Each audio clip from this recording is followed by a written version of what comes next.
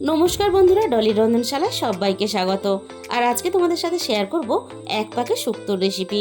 কোনো রকম ঝামেলা ছাড়াই তোমরা খুব সহজে কিন্তু এই রেসিপিটা বানিয়ে নিতে পারবে। আর যতই মাছ মাংস কালিয়া থাকুক না কেন, শুক্তোর প্রতি কিন্তু আমাদের সবাইয়েরই একটা আলাদা ভালোবাসা থাকে। আর বন্ধুরা, রেসিপিটা কেউ কিন্তু স্কিপ করে দেখো না, শেষ পর্যন্ত দেখার জন্য তোমাদের কাছে আমার অনুরোধ রইল। আমি রান্নার জন্য আগে থেকেই সবজিগুলো কেটে নিয়েছি। আর আমার কাছে যে সমস্ত সবজিগুলো ছিল সেইগুলো দিয়েই কিন্তু আজকে রান্নাটা শেয়ার করব। আমি এখানে বরবটি কেটে নিয়েছি, আর নিয়েছি কাঁচকলা, নিয়েছি রাঙা আলু, আর নিয়েছি শিম, আর নিয়েছি বেগুন, আর সাথে নিয়েছি করলা, আর নিয়েছি সজনে ডাঁটা। আর বন্ধুরা, ঢেঁড়সটা বাদ দিয়ে তোমরা কিন্তু যে কোনো সবজি তোমাদের পছন্দ মতো শুক্তো রান্নাতে ব্যবহার করতে পারবে। এবার আমি একটা মশলা বানিয়ে নেব। আমি এখানে অল্প একটু আদার টুকরো নিয়েছিলাম। ভিডিওটা ডিলিট হয়ে যাওয়ার জন্য আমি তোমাদের আদার টুকরোটা মিক্সির জারের মধ্যে দেখাতে পারলাম না। আদার সাথে আমি একটা কাঁচা লঙ্কা নিয়ে নিলাম, আর নিয়ে নিলাম 1 চামচ পরিমাণ পোস্ত, আর সাথে আমি নিয়ে নিলাম 1 চামচ পরিমাণ কালো সর্ষে, আর এখানে নিয়ে নেব 1 চামচ পরিমাণ হলুদ সর্ষে। আর সবশেষে আমি মিক্সির জারের মধ্যে 1 চামচ পরিমাণ রাঁধুনি নিয়ে নিলাম। আর এই রাঁধুনিটা কিন্তু অবশ্যই রান্নাতে ব্যবহার করবে, তবেই কিন্তু শুক্তোর স্বাদ আর গন্ধ দুটোই ভালো হবে। এবার আমি অল্প পরিমাণ জল দিয়ে সমস্ত মশলা একসাথে খুব ভালোভাবে পেস্ট বানিয়ে রেডি করে নিলাম।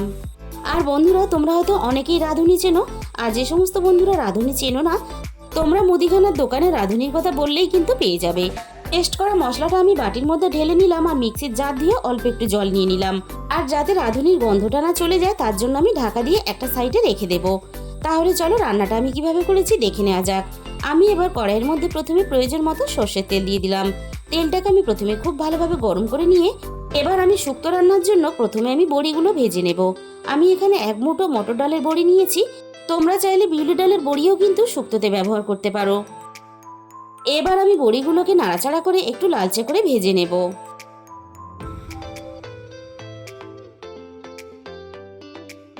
বড়িগুলো দেখো বেশ আমি লালচে করে ভেজে নিয়েছি। এবার আমি বড়িগুলোকে তেলে থেকে ছেঁকে তুলে নেব। এবার আমি ওই একই তেলের মধ্যে প্রথমে আমি কেটে রাখা করলাগুলোকে ভেজে নেব। যেহেতু করলা ভাজতে একটু সময় লাগে, তাই করলাগুলোকে আমি প্রথমে ভেজে নেব। এবার আমি করলার মধ্যে স্বাদ মতো লবণ দিয়ে দিলাম। আর বন্ধুরা, যেহেতু শুক্তো রান্নাতে কোনো রকম হলুদ গুঁড়োর ব্যবহার হয় না, তাই কিন্তু শুধুমাত্র আমি লবণ দিয়েই করলাগুলোকে খুব ভালোভাবে বেশ একটু লালচে করে ভেজে নেব। আর বন্ধুরা, শুক্তো রান্নার জন্য করলা কিন্তু এরকম একটু মোটা করে কেটে নেবে, তাহলে দেখতেও ভালো লাগবে আর খেতেও ভালো লাগবে। করলা আমি খুব ভালোভাবে ভেজে নিয়েছি। এবার আমি করলাগুলোকে কড়াই থেকে নামিয়ে নেব। এবার এই একই তেলের মধ্যে আমি বাকি সবজিগুলোকে ভেজে নেব। প্রথমে আমি দিয়ে দিলাম শিমগুলো। যেহেতু শিম ভাজতে একটু সময় লাগে, তাই শিম নাড়াচাড়া করে হালকা একটু ভেজে নেব। আর শুক্তো রান্নার কোনো সবজিই কিন্তু খুব বেশি ভাজা যাবে না, হালকা একটু নাড়াচাড়া করে ভেজে নিতে হবে। শিমগুলো দেখো আমি হালকা একটু নাড়াচাড়া করে ভেজে নিয়েছি। এবার আমি বাকি সবজিগুলো শিমের সাথেই দিয়ে দেব। আমি শিমের সাথে কেটে রাখা রাঙা আলুটা দিয়ে দিলাম। কেটে রাখা বরবটিগুলোও দিয়ে দেব। এবার আমি কেটে রাখা ডাঁটাগুলোকেও দিয়ে দেব। আর কাঁচকলা আর বেগুনটা কিন্তু এখন সবজির সাথে দিয়ে ভাজবো না, আমি রান্নাতে পরে দেব। এবার আমি সবজির মধ্যে স্বাদ মতো লবণ দিয়ে দিলাম। এবার আমি শুধুমাত্র লবণ দিয়ে বাকি সবজিগুলো ঠিক একইভাবে ভেজে নেব। বন্ধুরা, শুক্তো রান্নার অনেক ঝামেলার জন্য অনেকেই কিন্তু শুক্তো রান্না করতে চায় না। এইভাবে যদি শুক্তো রান্না তোমরা করো, তাহলে কিন্তু কোনো ঝামেলা ছাড়াই খুব সহজে শুক্তো রান্না করে নিতে পারবে। সমস্ত সবজি দেখো আমি একইভাবে করলার মতো হালকা একটু নাড়াচাড়া করে ভেজে নিয়েছি। শুক্তোর সবজি কিন্তু কখনোই খুব বেশি লালচে করে ভাজবে না, তাহলে রান্নাটা কিন্তু দেখতে ভালো লাগবে না। এবার আমি সমস্ত ভাজা সবজিগুলো কড়াই থেকে নামিয়ে নেব।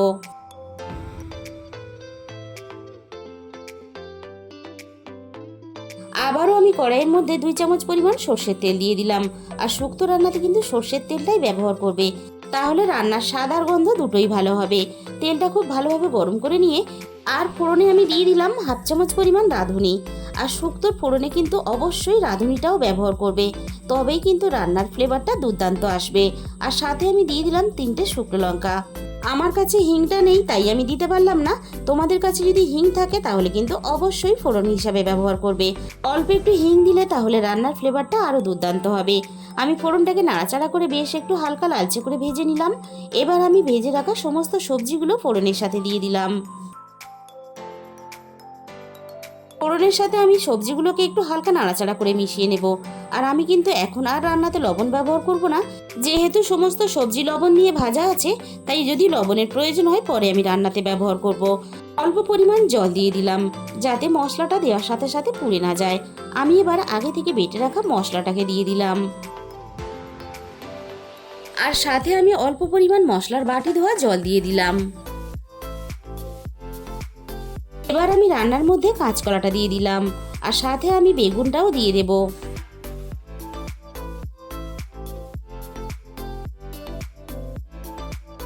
আর বন্ধুরা, কাঁচকলা কিন্তু না ভেজেও রান্না করা যায়, তাই রান্নাতে আমি এখন কাঁচকলাটা দিয়ে দিলাম। আর বেগুনটা যদি সবজির সাথে ভেজে নেওয়া হতো, তাহলে কিন্তু রান্না হওয়ার আগেই বেগুনটা গলে গিয়ে রান্নার সাথে মিশে যেত। আর বন্ধুরা, মশলার সাথে সবজিগুলো কষানোর সাথে সাথে দারুণ কিন্তু একটা গন্ধ বেরোতে শুরু করে দিয়েছে। তোমরা যখন এইভাবে সবজির সাথে মশলা কষাবে, তোমরাও কিন্তু তখন এই গন্ধটা উপভোগ করবে। দেখো, মশলার সাথে আমি সমস্ত সবজি খুব ভালোভাবে মিনিট 2 মতো কষিয়ে নিয়েছি। আর দেখো, অল্প একটু জল দিয়ে আমি হাফমালা নারকেল মিক্সিতে পেস্ট করে আগে থেকে নারকেল দুধ বের করে রেখে দিয়েছিলাম। এবার আমি নারকেল দুধটাকে ছাঁকনি দিয়ে ছেঁকে রান্নার মধ্যে দিয়ে দিলাম। আর নারকেলের মধ্যে যে এক্সট্রা দুধটা আছে, এইভাবে হাত দিয়ে চেপে বের করে আমি রান্নার মধ্যে দিয়ে দেবো। আমি রান্নার মধ্যে নারকেল দুধ ব্যবহার করলাম, তোমরা চাইলে কিন্তু এখানে গুঁড়ো দুধ বা লিকুইড দুধও ব্যবহার করতে পারো। তবে নারকেল দুধটা ব্যবহার করলে রান্নার স্বাদটা কিন্তু আলাদা হয়। নারকেল দুধটা আমি নাড়াচাড়া করে রান্নার সাথে খুব ভালোভাবে মিশিয়ে দিয়ে এবার আমি রান্নাতে পরিমাণ মতো জল দিয়ে দেব।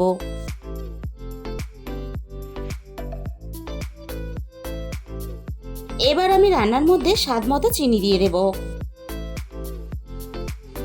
এবার আমি সবকিছু খুব ভালোভাবে নাড়াচাড়া করে মিশিয়ে দেব। আর সমস্ত সবজি যাতে খুব ভালোভাবে সিদ্ধ হয়ে যায়, তার জন্য আমি কিছুক্ষণের জন্য ঢাকা দিয়ে দিলাম।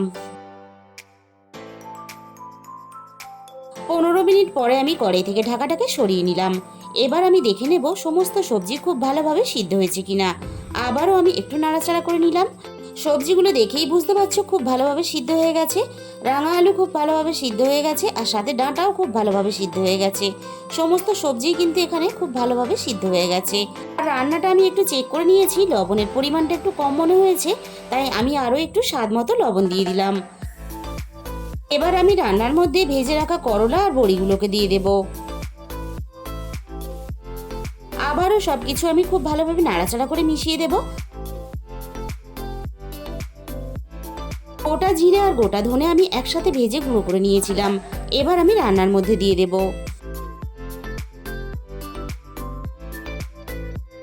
আবারও আমি মিনিট 2 মতো খুব ভালোভাবে রান্না করে নেব, যাতে বড়িগুলো খুব ভালোভাবে সিদ্ধ হয়ে নরম হয়ে যায়।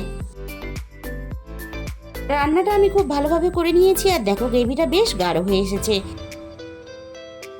আর দেখো, বড়িও কিন্তু খুব ভালোভাবে সিদ্ধ হয়ে নরম হয়ে গেছে।